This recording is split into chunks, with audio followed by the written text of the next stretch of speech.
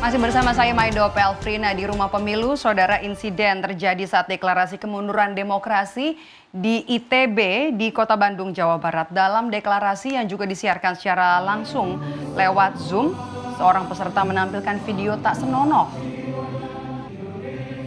Tak ada yang sadar saat penayangan video tak senonoh karena para guru besar dan juga dosen sedang fokus membacakan deklarasi.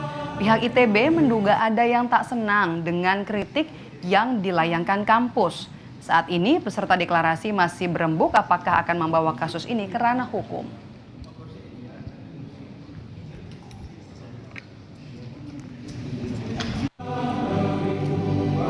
Jadi ya mungkin ada pihak-pihak tertentu yang kurang senang dengan apa yang kami lakukan pada sore hari ini ya.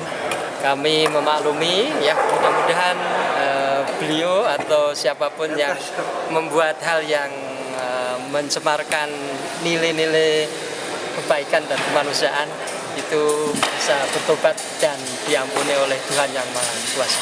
Langkah kedepannya akan diproses hukum atau seperti apa? Ya, kami akan diskusikan dengan teman-teman yang mendeklarasikan pada sore hari.